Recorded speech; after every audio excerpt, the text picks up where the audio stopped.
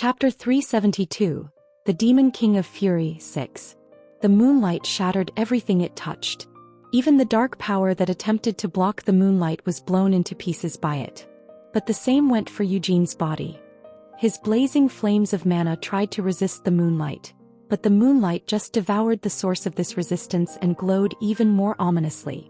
The feeling in Eugene's left arm from his forearm downwards had faded. It hadn't been sliced off or destroyed. The arm was still hanging from his shoulder, perfectly intact. And although the feeling in his arm had grown faint, it wasn't like he couldn't move it how he wanted to. However, he couldn't let go of the hilt. It felt like his fingers had become one with the moonlight sword. Until now, he had swung the moonlight sword in battle numerous times, but this was the first time that something like this had happened. The sword was running wild. The moonlight sword was out of his control. Even though Eugene was desperately trying to hold back his mana, the moonlight sword was going against Eugene's will and was sucking out all of his mana. Screech. Eugene felt an agonizing pain like someone was scratching on the inside of his skull with their fingernails. This was dangerous. This thought filled his head. He had never seen the moonlight sword run wild like this 300 years ago. Even though Eugene's mana reserves were so deep that it was hard to even touch the bottom, if he considered the speed at which the moonlight sword was absorbing his mana, he was at a high risk of mana depletion. On top of that, his mana wasn't the only problem. The line of moonlight slowly creeping up from his forearm was suspicious. It was like he was being gradually eroded. What the fuck is this? Eugene cursed silently. It was good that the moonlight sword had grown stronger. However, now he wasn't able to fully control it. Eugene could still swing the sword as he pleased, but he couldn't consciously control the flow of power going through it. He couldn't retract the moonlight either. Well, he had no intention of stopping the flow of power in the first place. Ignoring the pain, Eugene kept on advancing. Since he couldn't stop it, he had no choice but to continue to let the moonlight sword run wild. In this situation where he didn't know what else to do, there was no other choice apart from that. Crack crackle. There was another spike of agonizing pain like something was clawing on his brain. Eugene heard the sound of static in his ears. Could this be caused by Fury's dark power? Even though the said dark power was currently being torn into pieces by the moonlight sword?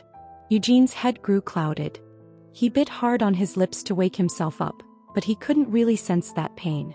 The sound in his ears gradually transformed into a scream, and there also seemed to be the sound of waves coming from somewhere nearby. Then came a dull roar that sounded like something large was collapsing. Inside his head, something had appeared, and it was spreading. His entire vision was being colored by it.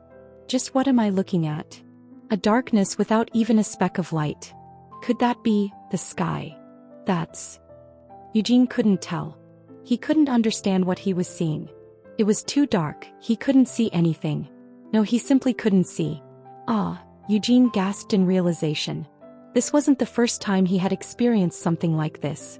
In the past, when Ariartel had first engraved the draconic incantation onto Akasha, Eugene had once tried to use the draconic spell to find the whereabouts of Vermouth or of the fragments of the moonlight sword. The same that happened then was happening now. No, things weren't exactly the same as last time. It felt like he was slowly getting closer to identifying the things he hadn't been able to hear back then or understand. The darkness gradually turned gray. Eugene felt something ominous from this shade of color. But at some point before he knew it, he could no longer feel that sense of ominousness. Eugene was left in a void of nothingness. The only thing that Eugene could currently see was complete emptiness. There was no carnage, no cruelty, and no fury here. There was no light or darkness. Raizakia had seen the moonlight sword and identified it as the sword of destruction. That meant it had to be a demon king's weapon like the demonic spear and the annihilation hammer. This world, this void of emptiness and non-existence, was destruction itself. But amid this void of destruction, Eugene saw someone. Resistance was impossible. In front of that moonlight, all the defenses the Demon King erected were torn apart in vain. It was useless even when she rebuilt her defenses as soon as they were torn down. The same applied even when she used the power of her demon eye in place of her dark power. No matter how many dozens or even hundreds of times she summoned dark matter to block it, the moonlight destroyed everything with just a single pass. The moonlight sword. Iris thought desperately. Her hands that she had held up in front of her were swept away by the light and disappeared. Her regeneration was getting slower. The Demon King's expression twisted into a scowl. That moonlight was able to completely destroy any dark power that it touched. The moonlight sword hadn't been this strong when Eugene first started using it, but after those black flames had been absorbed by it, it was able to directly overwhelm even a Demon King's dark power. I'm getting pushed back? Iris thought in disbelief. A Demon King like me? She couldn't accept it. Even though she was experiencing it in person, she just couldn't believe it. As the Demon King retreated, she unleashed her dark power once more. Screech. An extremely unpleasant noise was heard coming from right in front of the Demon King. Even as the Demon King stretched her hands, her whole devildom had already been erased. Everything had disappeared. Everywhere the moonlight swept through, the devildom was no more, leaving only a void behind. The Demon King wasn't even able to let out a short scream. Her body was swept away, leaving only her 2 legs. As she reappeared, Iris heaved a breath. Gasp. Her complete destruction had even managed to bring a halt to the Demon King's thought processes. Her revival had still succeeded, but the Demon King's eyes were left shaking in fear. Eugene had become an existence that even a Demon King could not resist. At the same time, he was transforming into an unrelenting and ruthless Grim Reaper. Eugene's face could still be seen vaguely through the shimmering moonlight. The color of his gray hair, one of the symbols of the Lionheart clan, strongly resembled that of the moonlight emanating from his left hand. His golden eyes, without any trace of light, also resembled the void he created. "We can't let this continue," Christina muttered. Eugene's current state was strange. It wasn't normal. Looking up from her perch on top of the figurehead, Christina shook in fear as she wiped away the trail of blood leaking from the corner of her lips. The light of the holy sword could no longer be seen. Currently, Eugene, who was pushing back the Demon King through overwhelming power, didn't show any traces of his identity as the hero. Although Christina and Anise had tried several times to speak to Eugene's consciousness or bless him with their miracles, even that hadn't worked. Instead, each time one of their attempts failed, Christina and Anise were hit by the pain of the backlash. "Sister, should we get a little closer?" Christina tentatively proposed. Anise couldn't help but hesitate for a few moments. In all her experience, even Anise had never seen the moonlight sword run wild like this. If they got closer, they might also get swept away by the moonlight. In the first place, the light of the moonlight sword was unable to distinguish between friend and enemy. Whenever Vermouth had wielded the moonlight sword in battle, the thing that his companions had to pay the most attention to wasn't assisting Vermouth but instead not getting swept up in Vermouth's attacks. In the battles where the moonlight sword had played a key role, Hamel was the only one who had been able to stand at Vermouth's side by squeezing through the narrow gaps between attacks. "Alright," Anise finally decided. But Hamel, the only person who could find the gaps in the moonlight sword's attack, was currently being eroded by the moonlight. If neither their light, blessings, or voice could reach him, then they would just have to get in closer.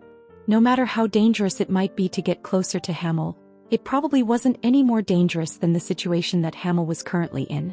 Anise was determined to save Hamel even if something were to happen to her. Her 8 wings flapped, and the saint, who had been standing motionless on the figurehead since the battle began, finally flew up into the sky. "It's similar," Sienna thought with gritted teeth as she also flew forward. She had already tried to cast a spell on Eugene dozens of times. However, not one of them had worked properly.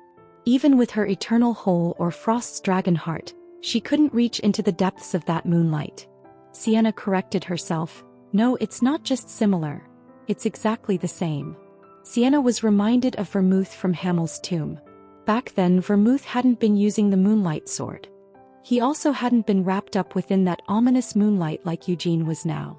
However, Sienna got the same feeling from the current Eugene she had felt from Vermouth back in the tomb.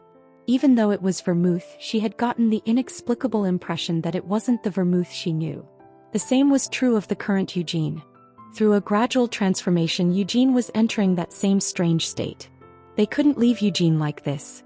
He didn't seem to have crossed the line just yet, but if he went a little further, he might just be completely swallowed up by the moonlight.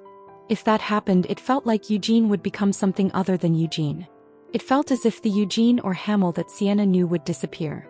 But how to stop it? Her spells weren't working. It would also be difficult to get any closer to him than this. What on earth should they do? What preparations should they make? What should they sacrifice to restrain the moonlight sword that was running wild? In this dire situation, it wasn't a god who made the first move to assist them. In the dark skies above what remained of the Devil Dome, a small hole opened up and chains shot out of it. Sienna and Christina's expressions showed shock at this sight, and Anise let out an involuntary cry.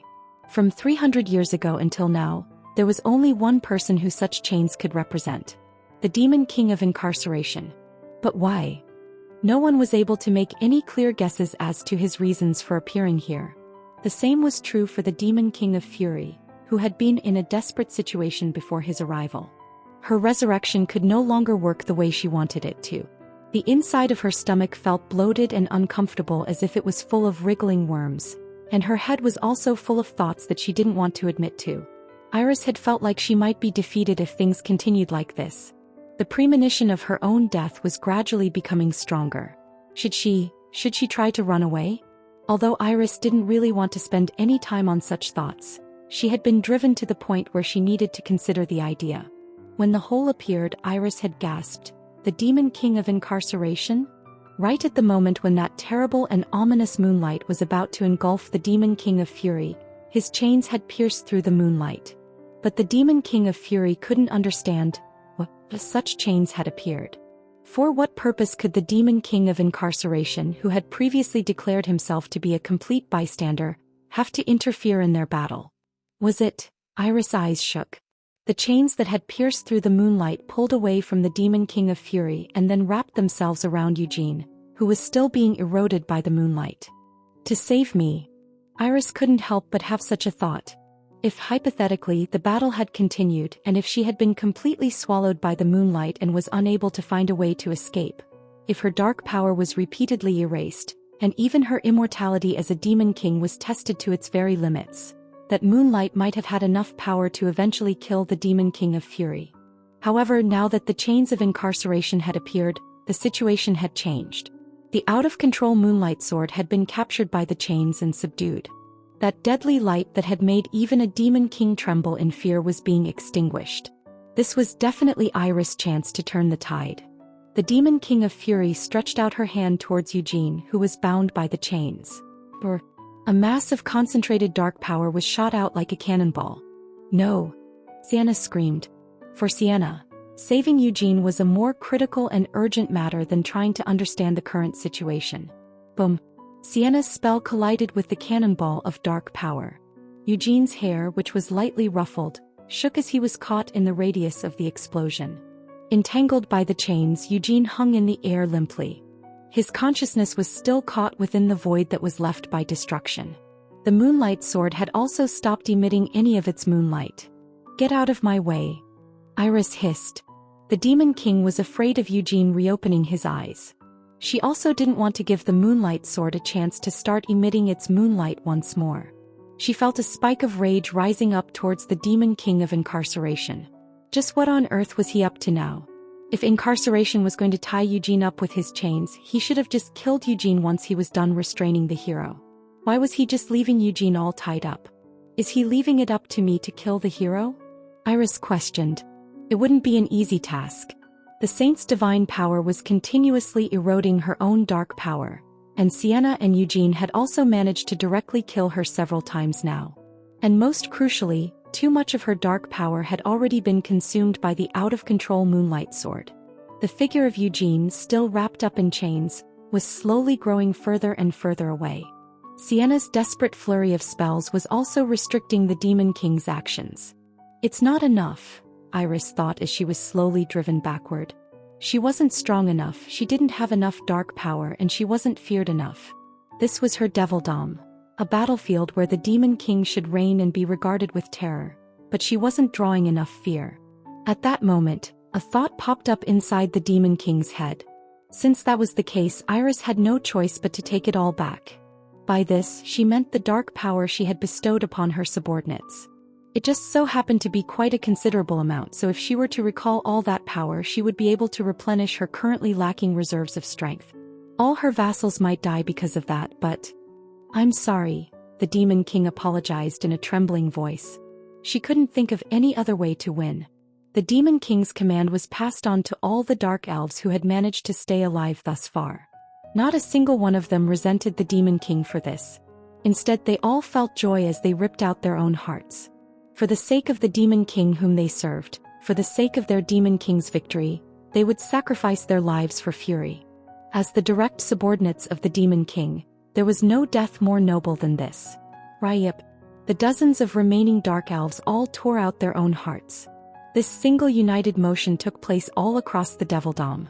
It wasn't just the Dark Elves who committed suicide. The pirates who had lost their human identities and had become mere lumps of dark power, and even the giant monsters made up of hundreds or thousands of corpses, all stopped fighting and ripped out their own hearts.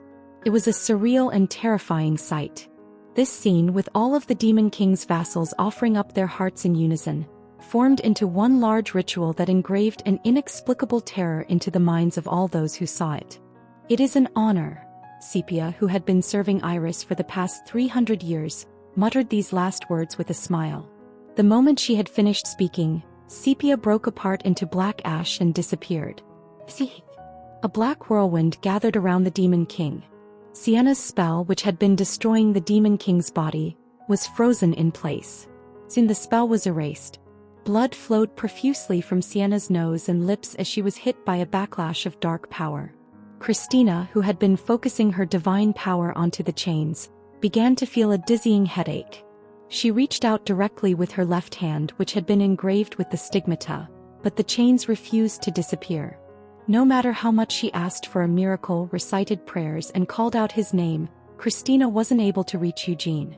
She also couldn't focus on continuing her attempts for much longer. The Demon King of Fury's dark power had already begun attacking Sienna. Christina's 8 wings flapped once more. Christina and Anise extended a hand towards Sienna. Sienna also didn't get any closer to the Demon King and instead took a step back. The light of a miracle flashed, only to immediately dim. Then the world went dark for a few moments. During those few silent moments, the only sound was that of chains moving. Eugene's body was taken far away as if to shelter him from the impending storm. Anise was the first to come back to her senses. She continued to flap her wings in place of Christina, who had lost consciousness. She watched as Eugene was dragged away by the flying chains. But why? Anise wondered.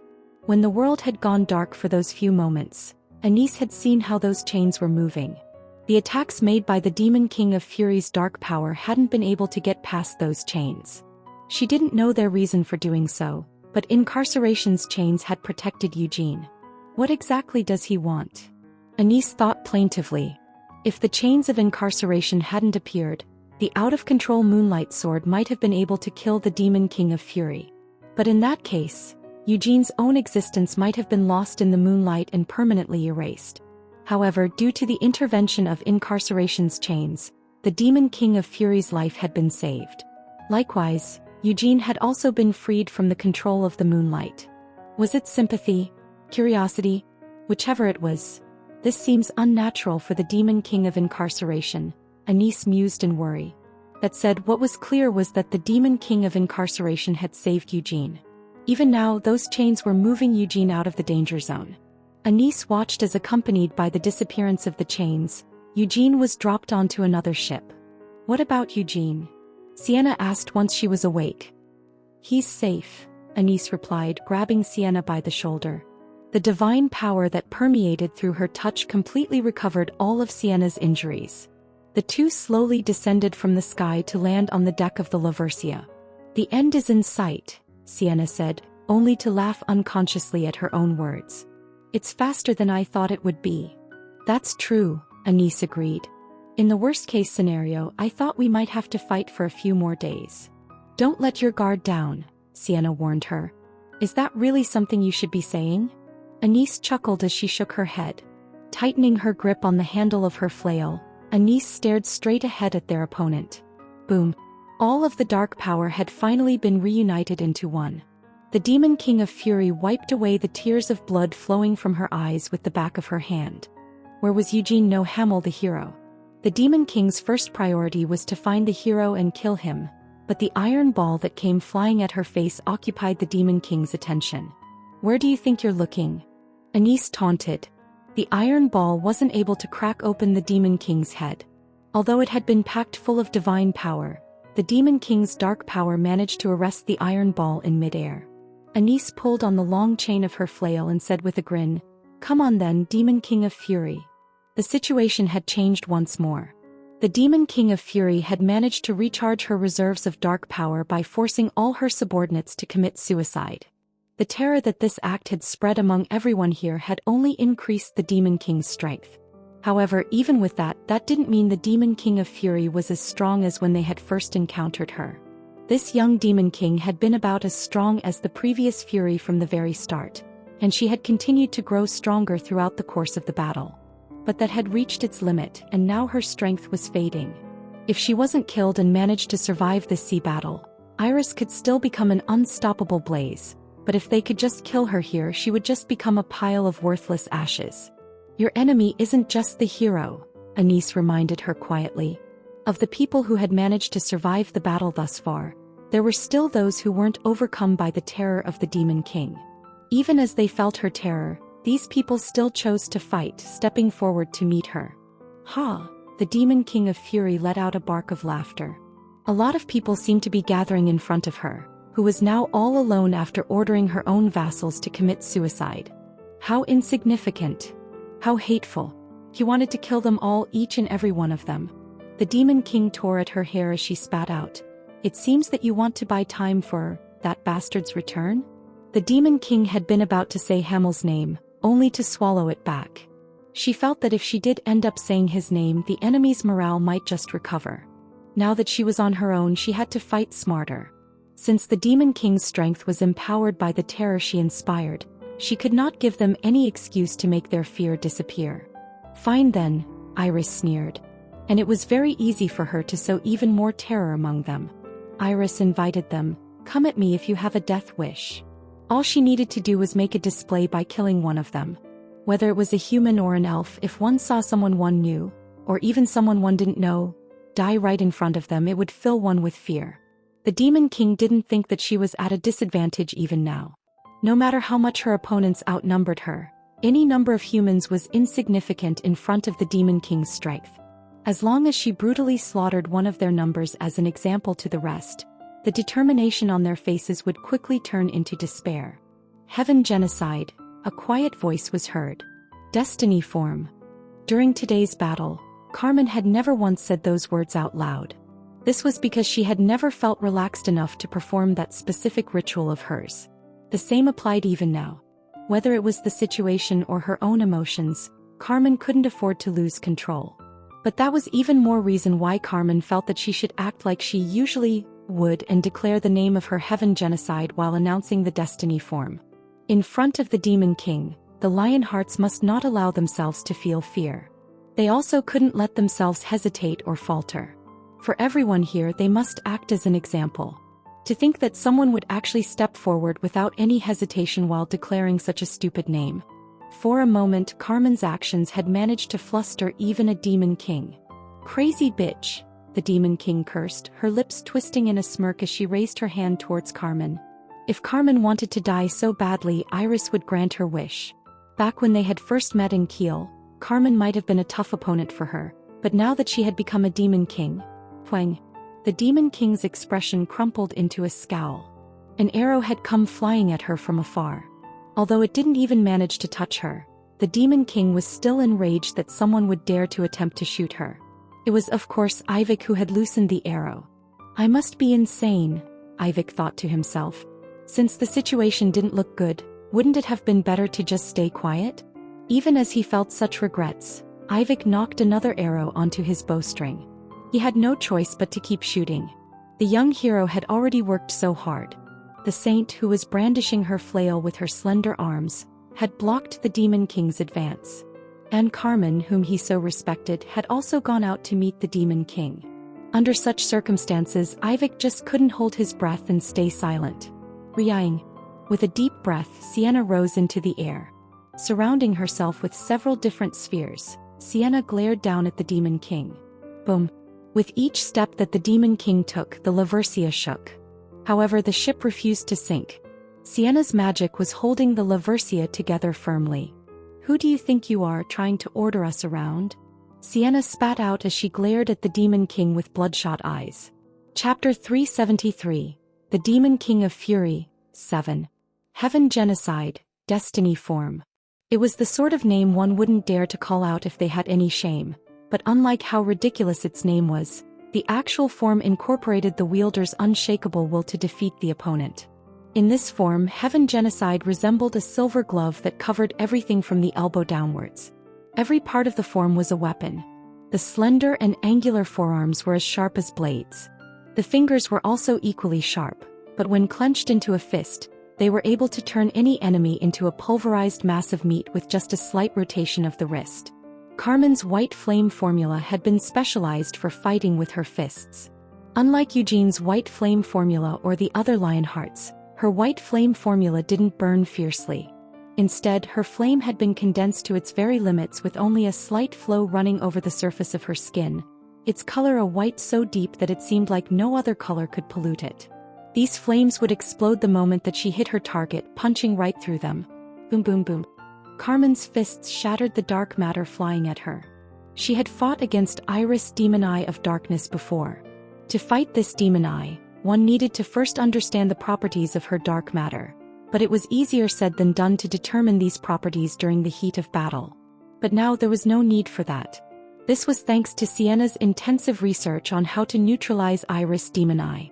So, the patches of dark matter that the Demon Eye used when creating connected pathways were destroyed without fail. And the other dark matter that the Demon Eye launched as a blunt weapon was left for the warriors engaging in close combat. Even so, the battle was far from easy. Carmen didn't have any divine power, nor did she have the Moonlight Sword. She didn't know how to use magic, and she didn't have any other weapons that she could use. Her only weapons were Heaven Genocide, the gauntlet made from Raizakia's scales, the martial arts she had been training her entire life, and the white flame formula in which the Lionheart clan held so much pride. But that alone seemed to be enough. Carmen poured all of her strength into fighting the Demon King. Her punches flowed without end, and the flames that erupted with each strike of her fist punched through the attacks from Iris, Demon Eye, and scattered her dark power. Under this flurry of blows, the Demon King's body was slowly being pushed back. The pace of the battle was different from when Iris had been fighting Eugene. Unlike those who wielded a sword or other weapons, Carmen made use of her whole body, not just her two fists. If the opponent parried her fist, a leg would immediately fly out, and if the opponent dodged her leg, then she would just strike once more with her fists. Her attacks weren't light either. It didn't matter that Carmen had no divine power because Carmen currently had the power of a saint supporting her from behind. There were also dozens of priests collaborating with the saint. Iris bit her lip. How annoying. There were also snipers shooting at the Demon King from the other ship. If they were just ordinary snipers, a shield of dark power would have been enough to deal with them. However, among the snipers, there were a few more powerful shots mixed in that needed to be taken seriously. Especially Sienna Meridian, that damn wizard had mixed her spells in with the snipers' shots to amplify their power. And during this barrage of sniping, she was secretly casting her own spells to target the Demon King's blind spots. How annoying, Iris thought in irritation. Those who shouldn't even be worthy of any attention from Iris kept attacking her without fear. Now that all of the Demon King's vassals had disappeared, everyone was free to attack the Demon King. The paladins surrounded the Demon King while shouting the names of the gods they served. The shield of dark power that Iris exploded to try and get rid of them was blocked by a barrier of concentrated divine power. How annoying. Iris' annoyance kept rising with every moment. Why were they going so far? Weren't they at all afraid of death?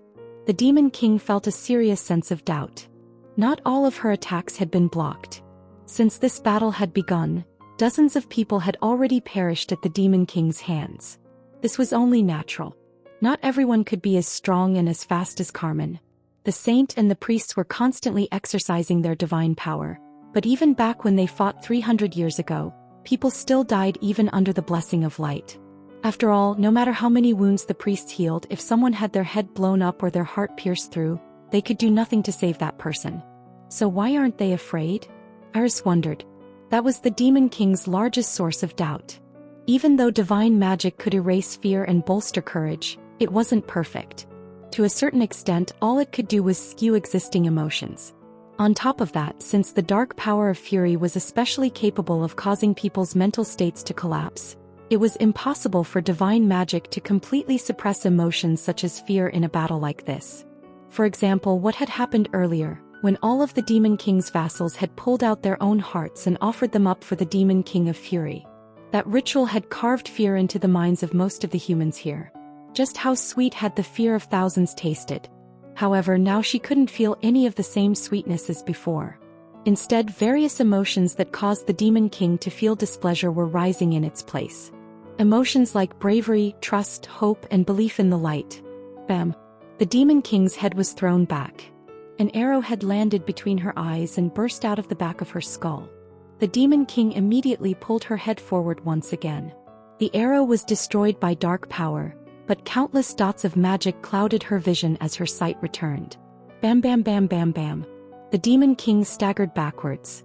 Her ability to resurrect herself kept getting slower. The dark power she had always thought of as infinite was proving not to be all that infinite after all. As the dots of magic exploded, Carmen and the other warriors dove through the explosions. This was a no-man's land, that they were charging into. Among these warriors, there had to have been more than a few who didn't want to die here. And that was indeed the case. Quite a lot of them had never even thought about going into battle against a Demon King until just a few days ago. But now they just couldn't help but to do so. It was just a matter of bad luck. The dark elf they had come here to subjugate had transformed into a Demon King. Most had wanted to calmly take a step back and reassess the situation. But the hero, the saint, and the legendary wizard who had suddenly appeared before them insisted that this was their best chance to kill her. Most of them had been pulled into taking part in the battle out of a sense of self-consciousness. They wanted to run away. They didn't want to fight or die, but they had to ignore such desires because of a need for respect and prestige. There were also some who just found it difficult to go against the trend, who had been left with no choice but to go along with the plan.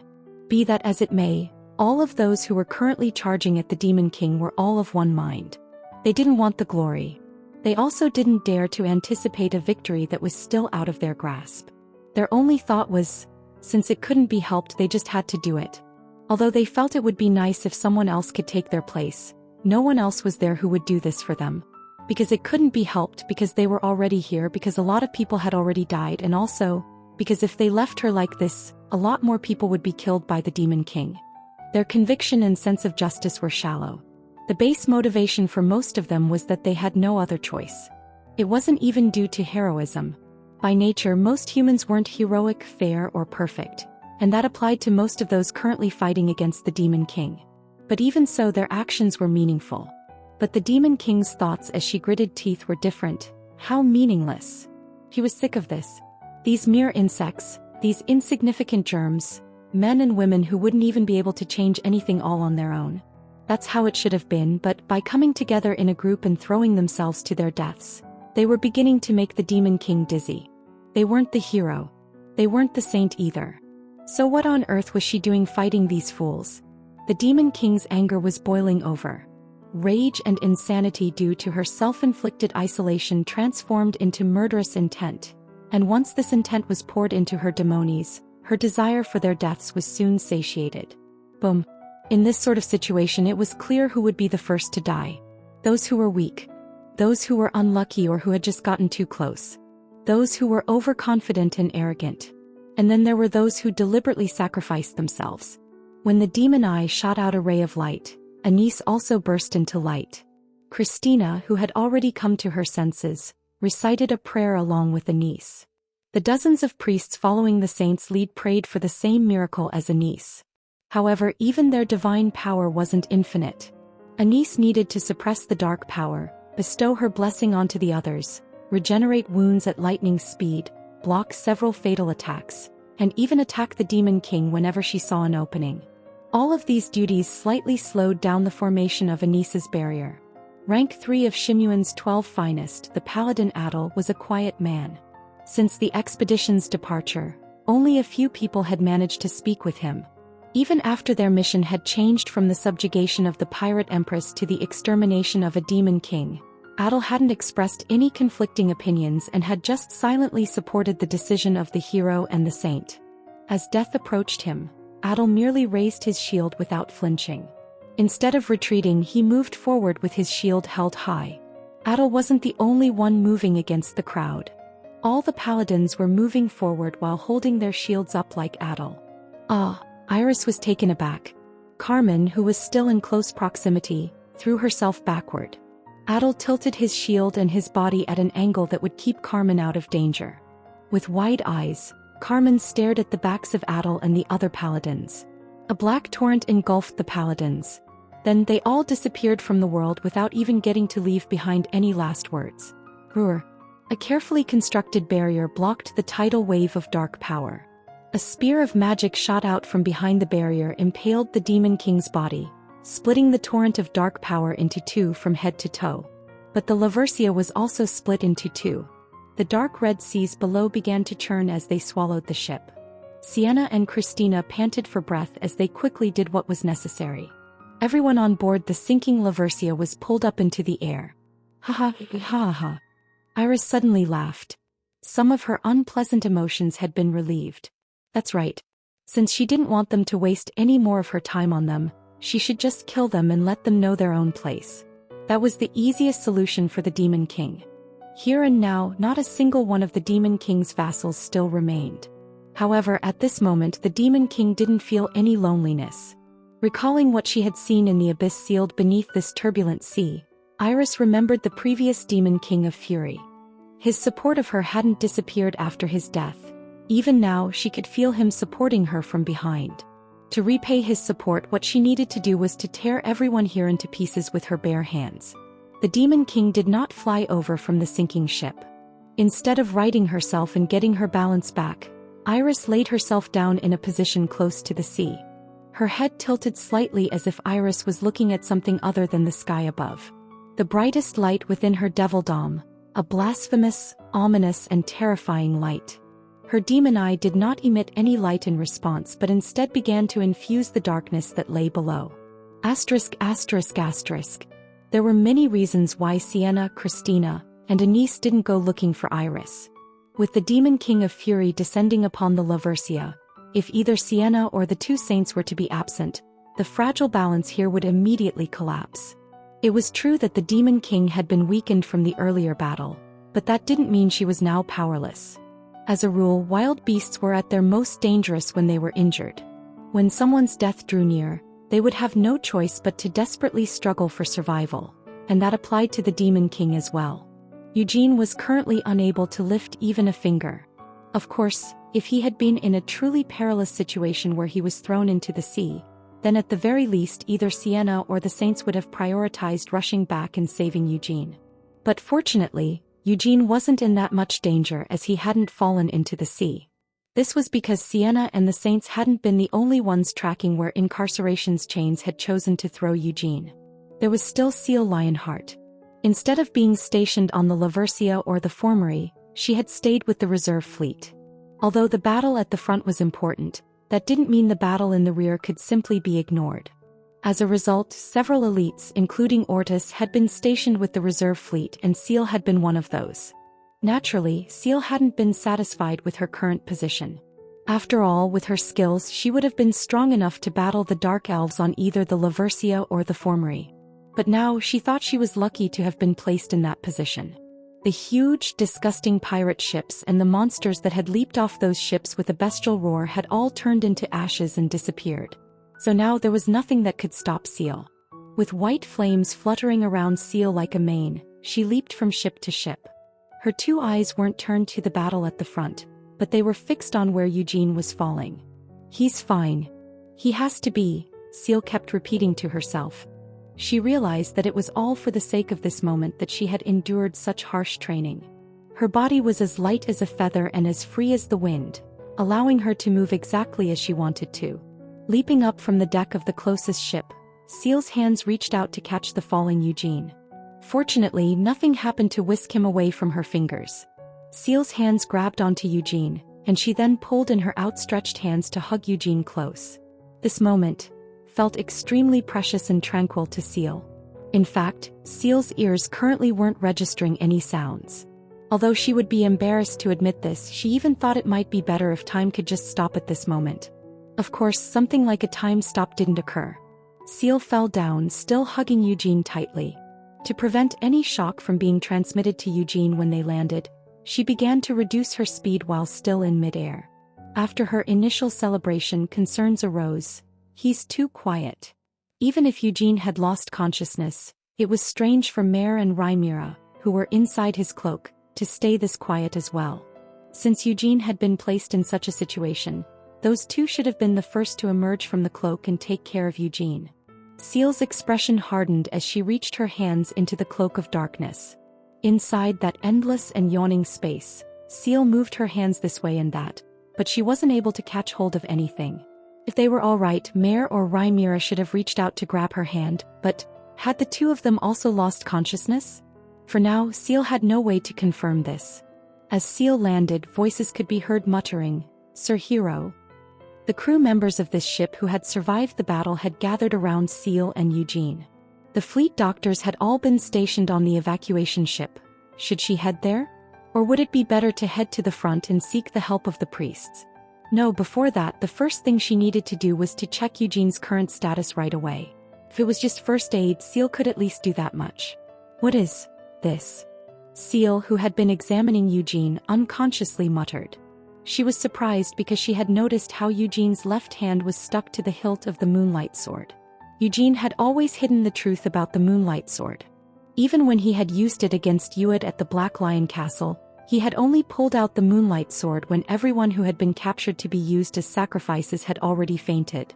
He only ever pulled out the Moonlight Sword when he absolutely needed to kill someone, and in fact in most battles, Eugene had never been pushed hard enough into a corner to rely on the Moonlight Sword. As a result, Seal didn't know much about the Moonlight Sword. There might be all sorts of weapons in the Lionheart clan's treasure vault, but she had never once seen a sword that could emit such an ominous light. However, she at least knew this much. Though rather than an understanding, this was more like an intuition. This sword, which had half of its pieces missing, was extremely dangerous. It was true that the ominous light emitted by this sword had managed to drive the Demon King into a corner. But this ominous and frightening light wasn't only dangerous to the Demon King, it had also endangered Eugene. The reason Eugene was currently unconscious had something to do with this sword. Seal stretched her hand out towards the sword with a stiff expression. But what on earth was she supposed to do? His fingers were not only embedded within the crushed hilt, but his fingers and the hilt were literally fused together. Should she forcefully tear his fingers away one by one? Or else should she just boldly amputate him at the wrist? She heard that a saint with a stigmata was even able to restore severed limbs by reattaching them, but she didn't know for sure whether such a thing was possible or not. Seal thought to herself, if nothing works, then I'll have to slice off his wrist, but first. That sort of solution should only be chosen in the event of a worst-case scenario. After taking a deep breath, Seal grabbed both Eugene's hand and the Moonlight Sword. Since 300 years ago, there had been an established fact that not just anyone could hold the Moonlight Sword. Even the strongest of that era, like Hamel and Molin, couldn't resist the ominous lunacy that the Moonlight Sword transmitted to its wielder. Just like the word lunacy implied, holding the sword could drive you mad. The moment one held the sword in one's hand, it felt like one's mind was being transformed into something else. No matter how strong one's mental fortitude was, it was impossible to resist the lunacy of the Moonlight Sword. But Vermouth had not only been able to hold the Moonlight Sword, he had even swung it in battle. The same went for Eugene.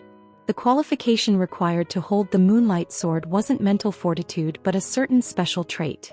This special trait lay in the blood of Vermouth, the Lionheart clan's blood.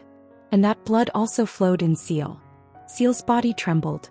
Due to her special blood, Seal's mind wasn't driven insane by the Moonlight Sword's lunacy. However, that didn't mean there wasn't any other effect. The moment she held the Moonlight Sword, her mind was carried away to somewhere that wasn't a piece of this reality. The lunacy currently eroding away at Eugene had dragged Seal along as well. And oh, Seal resisted. Fortunately, Seal wasn't completely swept away, and her consciousness re-emerged in the void left after the world was destroyed and all things had collapsed. This was dangerous. If she wasn't careful, she might get swept away completely and lose all sense of self. Despite repeated warnings from her intuition, Seal did not let go of the moonlight sword. This was because Seal was more worried about the immediate danger that Eugene might be in rather than the danger to herself if she continued to hold the sword like this. She needed to get closer. She needed to go deeper. Her consciousness sank down into the center of the void. In here she couldn't hear anything. She was clearly looking around with her own eyes, and her consciousness had fully entered this void, but that still didn't give her any sense of stability. The only thing she could be sure of in this place was that she must not let go of the sword's hilt. You need to go. She could vaguely see something. The thing that Seal most desired to see in this place. It was Eugene. He was sitting there lifelessly, still caught in the images shown to him by the moonlight sword. Seal's consciousness reached Eugene. This shouldn't have happened. A voice came from out of nowhere. Seal couldn't tell who the voice belonged to. The voice continued, "The sword wasn't part of my plan." Fwish. The void faded away. The voice also had nothing more to say. Gasp. Seal let out the breath she had been holding and sank down. At some point her hand had fallen away from the moonlight sword, but her other hand was holding on tightly to Eugene's wrist. Gasping for breath, Seal's eyes ran over Eugene. Fortunately, Eugene's hands and the hilt of the sword, which had been fused together, were now separated. "Eugene!" Seal frantically called out as she shook Eugene by the shoulders. After shaking him a few times, Eugene's eyelashes fluttered. "Ah!" Eugene groaned as his eyes slowly opened. His head was cloudy and he had a pounding headache. His body also felt weak. Did he end up using too much of his magical reserves when the moonlight sword ran wild? Or perhaps his current state was because of what he had seen when his consciousness was dragged out of his body? "Seal?" Eugene called out Seal's name hoarsely. Vague memories slowly began to reconnect, filling in the situation. He had been in a world filled with nothingness. Within the center of that void left by destruction he had seen someone's figure. And at the end he had heard a voice. "Did you pull me out of there?" Eugene asked doubtfully. Seal wanted to say, "That's right," with a smile. However, she couldn't do that. That was because it had actually been that voice they had heard at the end, who had pushed Eugene and Seal out of that space while remaining there all on their own. Seal wavered. Seal had dived deep into that void to find Eugene. However, some other force had been responsible for pushing both Eugene and Seal back out of there. After some hesitation, Seal finally shook her head. "I didn't do anything," is what she was trying to say, but suddenly there was a loud sound. The sea shook and Seal felt a shock run through her. Was it a signal from her own intuition like she had felt earlier? Or perhaps it was a warning etched into the blood that flowed through her veins. She couldn't tell which it was, but the threat was clear. Seal quickly made her choice. Her hand shot out and pushed Eugene to the side, but it wasn't enough. She needed to take the hit for him. She had no other choice. She couldn't say for sure whether all lives were truly equal, but whether it was here on this battlefield, or in the future to come.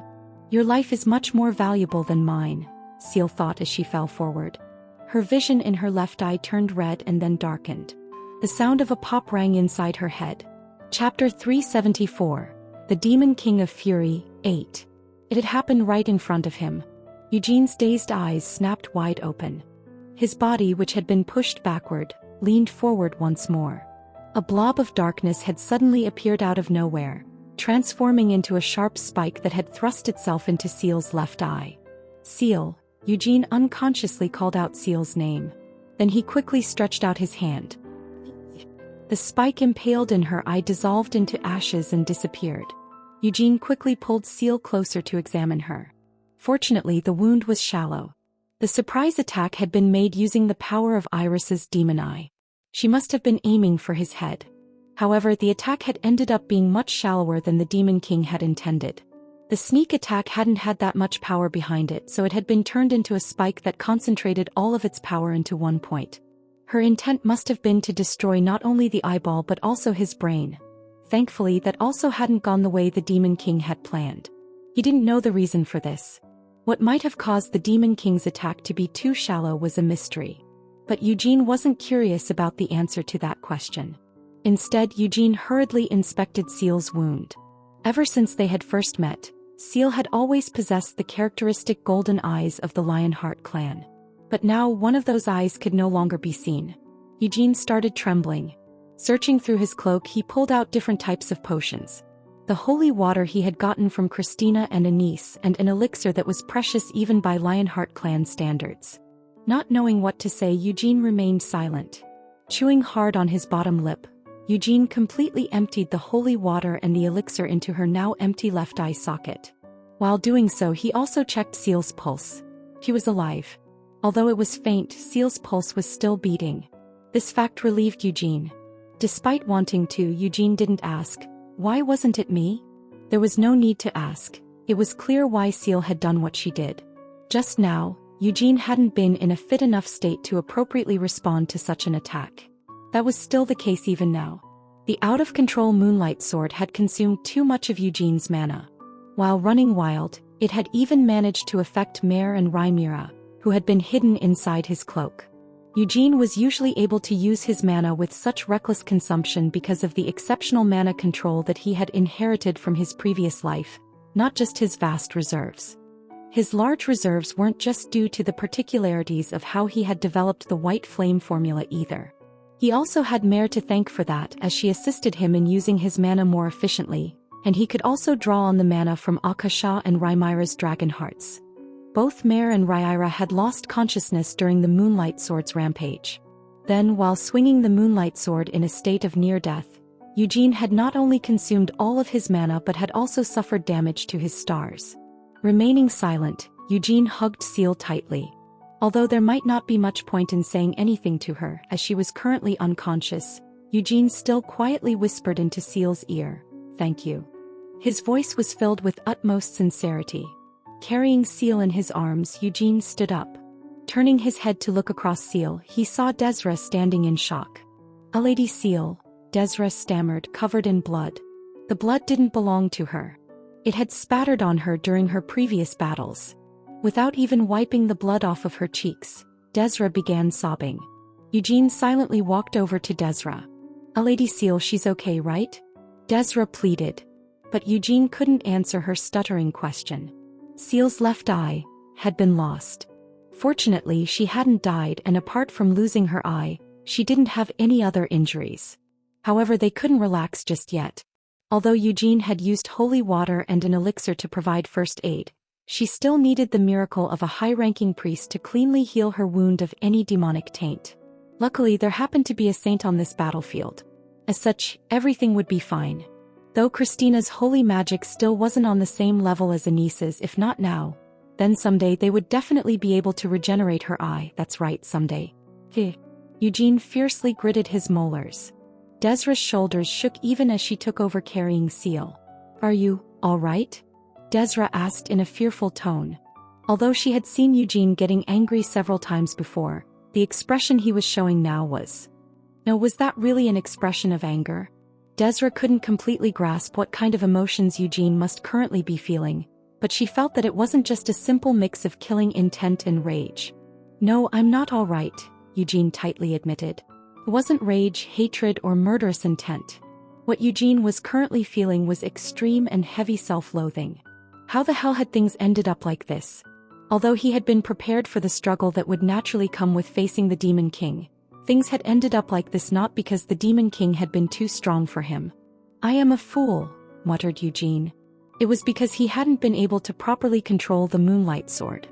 His mind had almost been swept away by the Moonlight Sword's rampage, and though he had barely managed to hold on to his senses, he had still been unable to properly control his body. "A foolish bastard," Eugene cursed. The more he thought about it, the more self-hatred he felt. While grinding his teeth, Eugene glared down at the Moonlight Sword where it had fallen onto the floor. He had already been well aware of how dangerous the Moonlight Sword was since long ago. However, he had never once thought that its danger would manifest like this. After finally taking a deep breath, Eugene picked up the Moonlight Sword. Unlike before, the Moonlight Sword didn't emit any light as he held it in his hand. Though if he did pour in some of his mana, it probably would begin to emit light. However, Eugene got the feeling that he shouldn't try to do so. In his current state, if he got caught up in the Moonlight Sword's rampage once more, it felt like something irreversible might happen. So Eugene just gritted his teeth tightly and stuck the Moonlight Sword inside his cloak. "Get to the rear," Eugene barked as he began walking forward. His cores were throbbing, but the white flame formula still shifted, and the 7 stars began to move according to Eugene's will.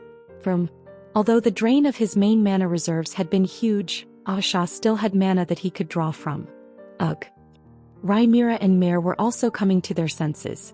There was no need for Eugene to say anything to explain the situation to them. Both of them were able to feel what Eugene was feeling. As Rhaenyra added her mana to his, the flow of his white flame formula became even more intense. At the front, the battle was still going on. Inside a pulsing cloud of dark power, the light from bursts of divine power and magic exploded one after another. The holy sword, which had been stifled by the moonlight sword, resumed shining once more. Eugene's left hand moved towards his chest. Black flames erupted into the air. Asterisk, asterisk, asterisk. It was a good thing that she had come out to see. Scalia sincerely felt this way. She wouldn't be able to run as wild on Shutter Island as she was now. Late at night, when she couldn't control her impulses, she had been forced to wear an inside-out robe and sneak out into the streets.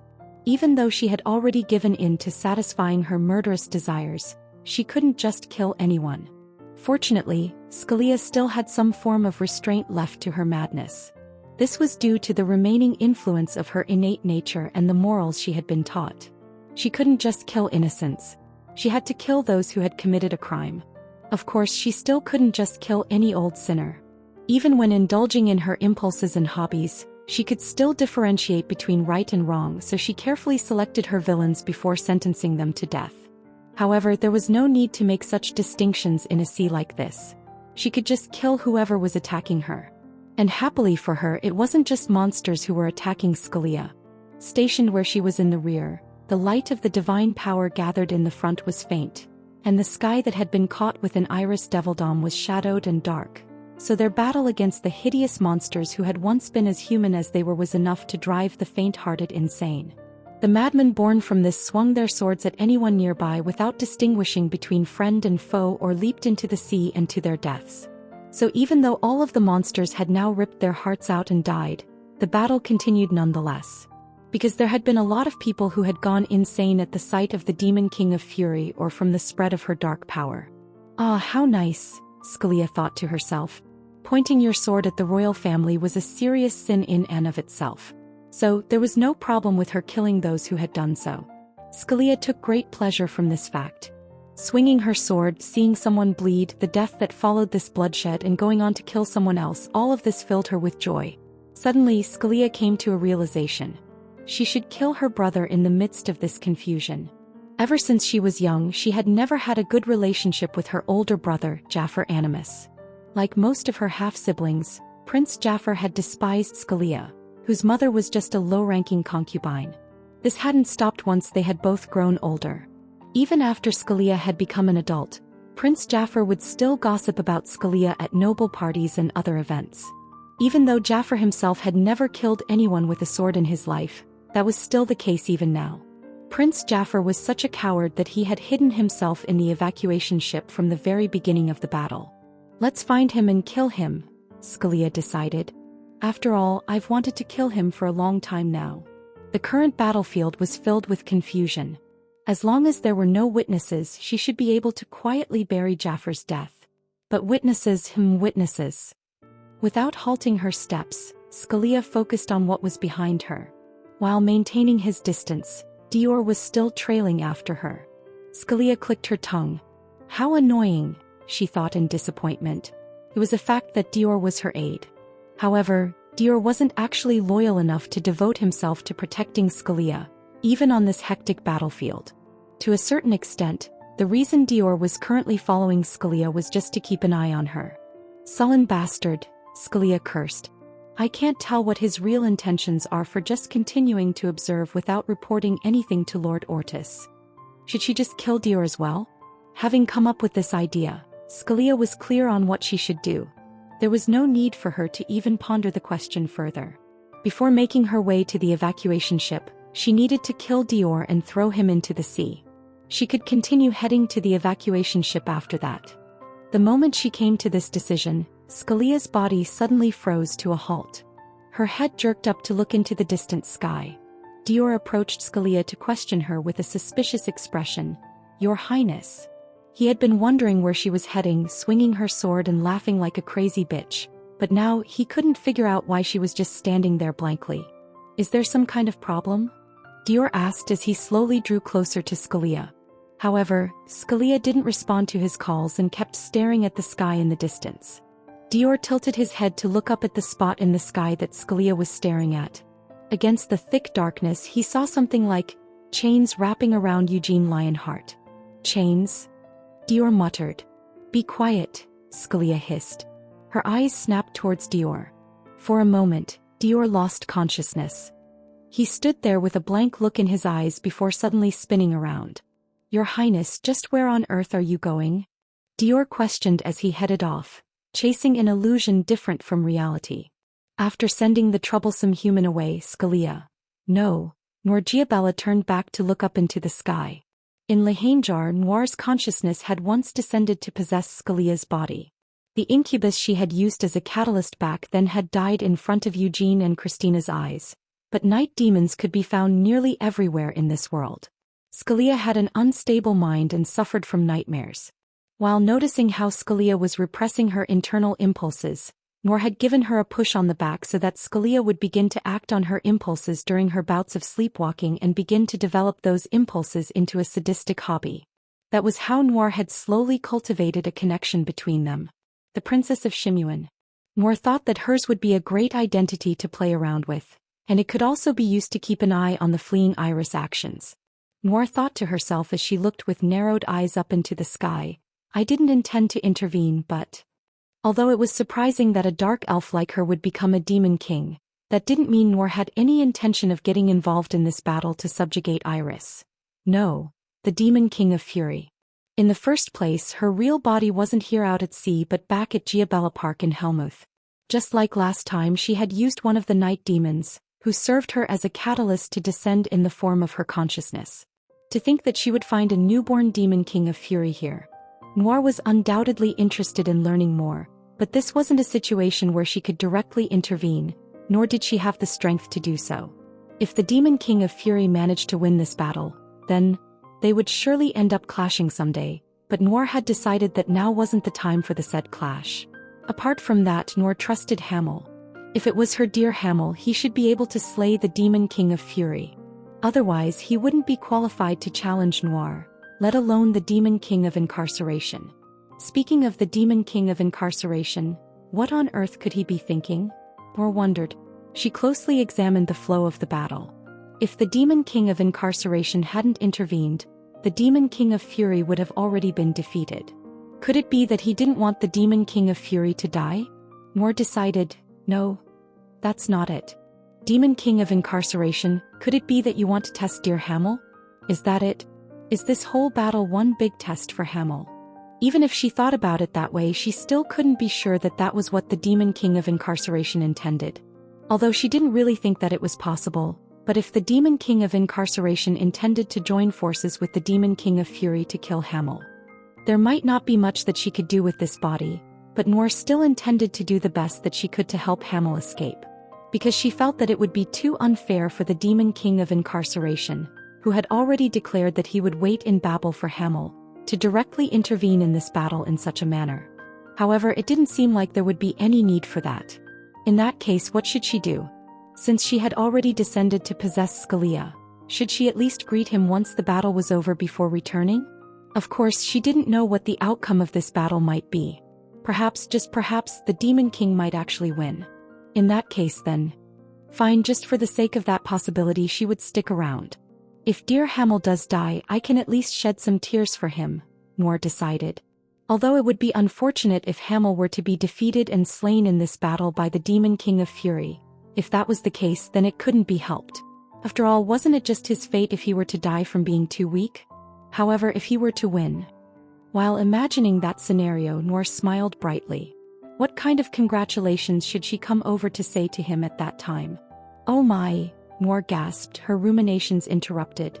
She watched as the power of Iris Demon Eye impaled Seal's left eye.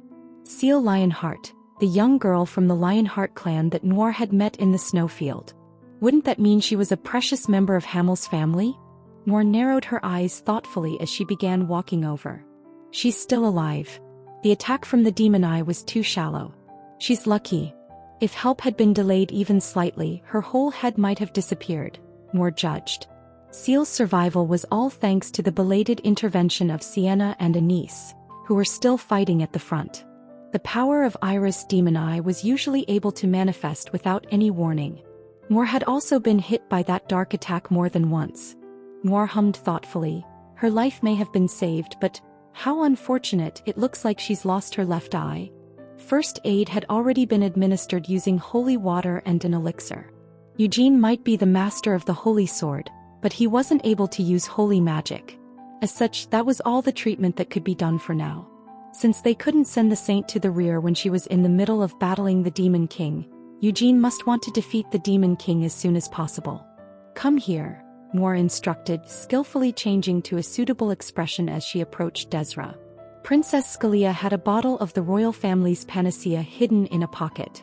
The panacea had been left by the sea dragon that had protected Shimuan until a few hundred years ago, and in terms of its healing power, it was superior to any holy water or elixir. It was still impossible for it to regenerate a missing body part like a saint's miracle could, but if he hears that I went this far for him, will I be able to receive some thanks from Hamel? Noor swallowed a laugh as she imagined it. It might not have much of an effect, but wasn't this a great way to show her care for him? It might be a rare curative of which only a few bottles remained in the royal family's possession, but it wasn't like it truly belonged to Noor herself, so she didn't feel reluctant to use it. "We happen to be in possession of the royal family's panacea. It might already be too late, but for the sake of the Lionheart clan, we shall use the panacea on her," Noor said as she plucked Seal from Desra's arms. The panacea taken out from inside of her exit was in the form of powdered medicine stored in a bag that was only the size of a fingernail. Taking a quick look, Noor discovered that the medicine had been made by mixing various ingredients with the horn of a blue dragon. With a solemn expression befitting that of the princess, Noor looked down at Seal's left eye, or rather her sunken eye socket. From now on, Seal would be forced to use either a prosthetic eye or an eye patch. "You poor thing," Noor thought sympathetically. A light blue powder was sprinkled down onto Seal. Asterisk asterisk asterisk. There was no shouting, because there weren't any openings to do so. Since she couldn't let out a roar, Carmen poured all of the emotions that were floating around in her chest into her fists. Carmen had been teaching Seal for the past few years. She had taught Seal everything that she could about combat. However, Carmen had never taught her about the despair of losing one of her eyes. "You." Carmen growled the word as some of her emotions leaked out. She couldn't afford to let out any tears of rage or sadness either, because the moment that such tears welled up, her vision would become blurred. Carmen twisted her back. Mana burst out from the dragon heart embedded within the chest of her exit. "You." Carmen roared as she spun around and threw her fist at Iris. The flames covering her body flowed into her fist and exploded right in front of the Demon King's eyes. Roar. Flames mixed with Iris' dark power. The Demon King leaped backward from the resulting chain of explosions. Carmen let out another shout. "Ortis." Usually, Carmen would always add a lord when calling out to Ortis, but she couldn't pay any attention to that sort of thing right now. Ortis also didn't feel offended by the abrupt way she had called him. He had only joined the fight against the Demon King a few minutes ago. Since the battle in the rear had finished, he had hurried forward to join them, but he was honestly finding it difficult to follow the flow of the battle. "Yes."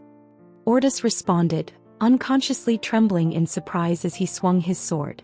Something was coming, but it didn't seem like something of the Demon King's doing. From behind them, something was approaching quickly. But from behind?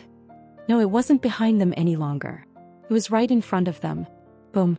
Like a comet, it came flying in while trailing a long tail. Before anyone had even registered it, the comet arrived at the center of the battle and sent the Demon King, who had been standing there, flying. "You fucking bitch," the lion growled from within his pitch-black mane.